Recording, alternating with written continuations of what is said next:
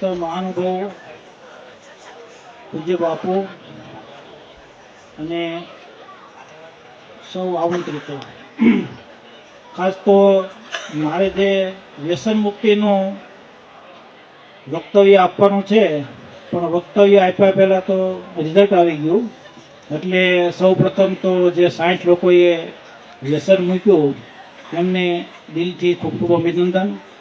અને પરમ કૃપાળુ પરમાત્માને પ્રાર્થના કરીએ કે આ જે વ્યસન છોડ્યું એ જિંદગીભર એમનું ટકી રહે અને એમની પાસેથી પ્રેરણા લઈને એમના સગા સંબંધી કે એમના આડોશી પાડોશી કે મિત્રો પણ આની પાછળ જોડાય. એ જ આપણી આજે જે કાર્યક્રમ છે એનો મેઇન હેતુ અને એની ફળશ્રુતિ રૂપે આપણને આ બહુ સરસ રિઝલ્ટ મળ્યું છે. તો ફરીથી સૌને ધન્યવાદ. અને આમ તો હું કોઈ રેગ્યુલર વક્તા નથી. આપણા પૂર્વ વક્તા મહોદયે કીધું કે ભાઈ હું લખીને લાવે તો વધારે બોલાય, પણ હું ફક્ત 10 મિનિટની અંદર જ પૂરું કરીશ, કારણ કે સમય ઘણો વહી ગયો, તારીખે બદલી ગઈ છે. એટલે પણ પૂજ્ય બાપુનો આગ્રહ હતો કે તમારે આમાં થોડું બોલવાનું છે. એટલે આપણે મારી રીતે ખાસ તો હું સ્વામિનારાયણ સંપ્રદાય સાથે સંકળાયેલો હોવાથી વ્યસન મુક્તિ એ અમારા સંપ્રદાયનું મેઇન કાર્ય છે. તો એ વિશે હું થોડી આછી ઝલક આપીશ. ખાસ તો વ્યસન લોકો શું કામ કરે છે એના મૂળમાં જઈએ તો આમ તો વિષય બહુ લાંબો અને ગહન છે, પણ આજે આપણે ઉપર છોડું જ જોશું કે પહેલું તો લોકો દુઃખ ભૂલવા કરતા હોય છે. દુઃખ ભૂલવા એટલે જે લોકો સખત મહેનત કરતા હોય અને શરીર તૂટતું હોય તો થોડું ઘણું લઈ લે એટલે શરીર હળવું ફૂલ થઈ જાય અને એમને એમ લાગે કે હું આકાશમાં ઉડવા મળ્યો છું એવું લાગે. પણ જ્યાં સુધી રહે ત્યાં સુધી થોડું ઘણું સારું રહે છે અને પછી પાછું તો જેમ મેલેરિયામાં શરીર તૂટે એમ જ એને તૂટતું હોય છે. પછી બીજું જે શારીરિક દુઃખ આ જે મેં કીધું એ પછી માનસિક દુઃખ.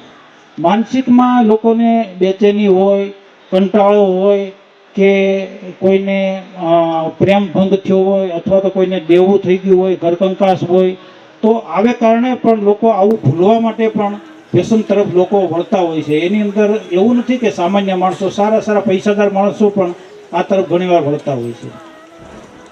બીજું બેકારીમાં, કે જ્યારે માણસ બેકાર હોય ત્યારે ખાસ કોઈ જગ્યાએથી એને રસ્તો ન દેખાતો હોય ત્યારે પણ લોકો વ્યસન તરફ વળતા હોય છે અને એમનો ઉપયોગ ઘણીવાર બીજા લોકો કરતા હોય છે, ખાસ કરીને દારૂની હેરાફેરીમાં, તો એમાં પણ એ લોકો વ્યસન કરતા થઈ જતા હોય છે.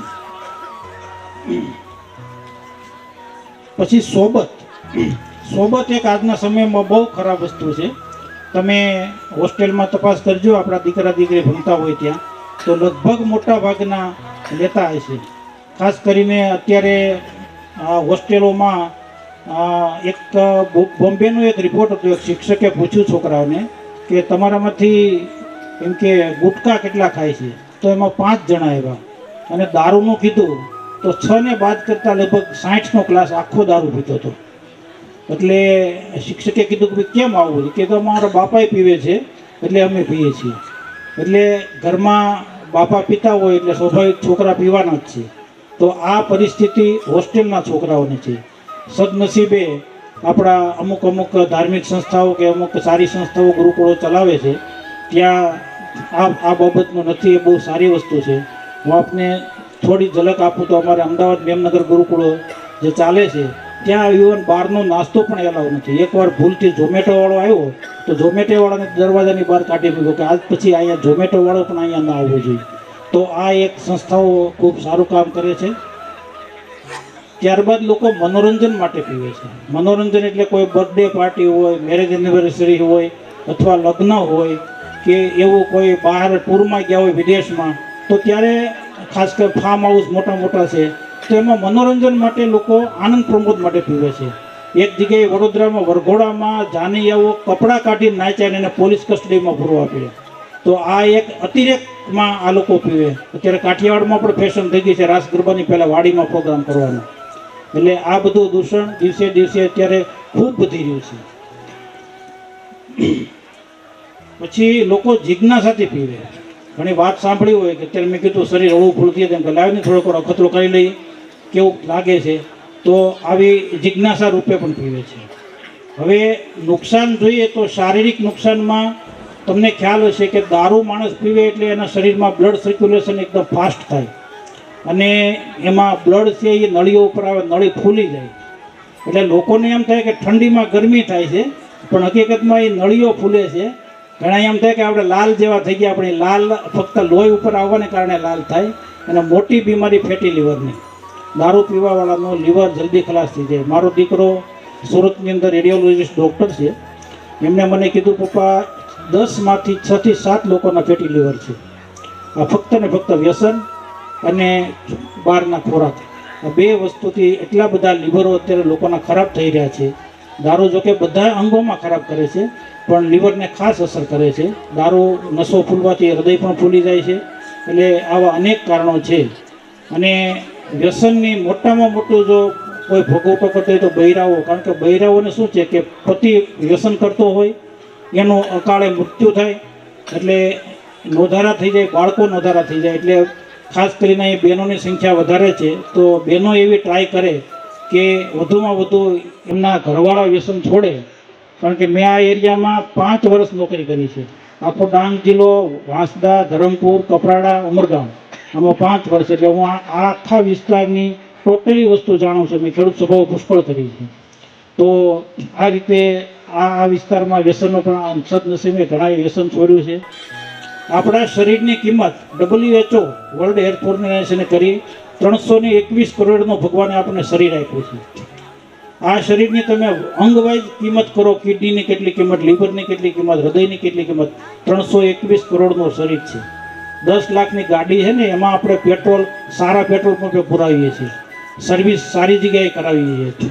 તો આ અમૂલ્ય શરીર પ્રભુની એક અણમોલ ભેટ છે, જેને દારૂનો ઝેર નાખી નાખી અને આપણે અત્યારે બગાડી રહ્યા છીએ. એક વખત એક ઘેટું સિંહનું બચ્ચું ઘેટાના બચ્ચા ભેગું પડી ગયું. એટલે ઘેટાને એને લાગ્યું કે હું ઘેટું જ છું, અને ઘેટા જેવી એક્શન કરવા માંડ્યો, ઘાસ ખાવા માંડ્યો. ભરવાડ એનું નામ લીંડિયો પાડ્યો, એને લીંડિયો કહે એટલે એ તરત આવે. એક વખત અસલી સિંહ એની પાછળ પડ્યો તો આના બચ્ચાને જોઈ ગયો કે આ તો આપણા વાળો છે, આમની ભેગો ક્યાં પડી ગયો. પછી એને પકડ્યો તો પેલો બી ગયો, કે મને જવા દો, કે ના ના તું સિંહ છો, કે ના હું બકરું છું. એ બે કરે તો એની તાળ મારે તોય બે કરે. પછી એક એને બોચી ચાલીને સરોવરમાં લઈ ગયો, મોઢું જો મારા મોઢા જેવું છે, તો કે હા. પછી એને સિંહની તાળ પાડી. તો આપણે એક સિંહ છીએ, પણ દારૂ પીને આપણને એમ લાગે કે આપણે બકરા થઈ ગયા એટલે બે કરવા મળ્યા છે. તો એવી રીતે આપણે એક આ સનાતન ધર્મના નેજા હેઠળ ભેગા થયા છીએ, ત્યારે આ એક સારો સંકલ્પ લીધો છે. તો દારૂ પી અને ખોટું ઘણું, જોકે બોલવા જેવું તો ઘણું હતું, પણ આજે સમયના અભાવે આપણે ઘણા આપણી પાસે દાખલા દલીલો ઘણી છે, પણ સમયનો અભાવ છે એટલે આપણે નથી બોલી શકતા. પણ જેમ પ્રૌર વ્યક્તિએ વાત કરી કે માતાના ધાવણની શું કિંમત હોય છે, તો ધરાવીને ધાન ન નીપજે, ધરાવીને ધાન ન નીપજે, કુળબીને મારું ન હોય, જેસલ જખરો નીપજે, જેની માં હોથલ પદમણી હોય. તો એવી રીતે આપણે કાઠિયાવાડમાં તો કાઠિયાવાડી છું એટલે થોડોક કાઠિયાવાડી લેખો આવી જાય. તો કાઠિયાવાડમાં એમ કહેવાય કે ભગવાન કૃષ્ણ મથુરામાં જન્મા અને દ્વારકામાં પોતાની રાજધાની બનાવી. ભગવાન સ્વામિનારાયણ યુપીમાં છપૈયામાં જન્મા અને ગઢપુરમાં 30 વર્ષ રહ્યા.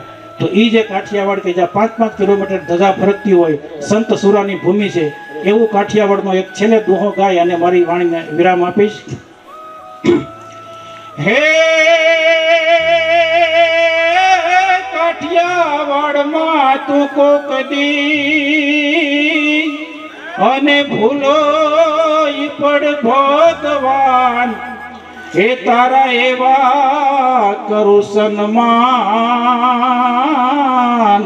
અરે તને સ્વર્ગ ભૂલાવી દઉં શામળા. જય સ્વામિનારાયણ. ખૂબ ખૂબ આભાર હસમુખભાઈ. હું વિનંતી કરીશ આપનું સન્માન છે સાર્વજનિક યુનિવર્સિટી સુરતથી આશીષભાઈ દેસાઈ ઉપસ્થિત છે. હું વિનંતી કરીશ આશીષભાઈ દેસાઈને કે પ્રાસંગિક ઉદ્બોધન માટે મંચસ્થ પર પધારે. આશીષભાઈ દેસાઈ, કુલ સચિવ, સાર્વજનિક યુનિવર્સિટી સુરત.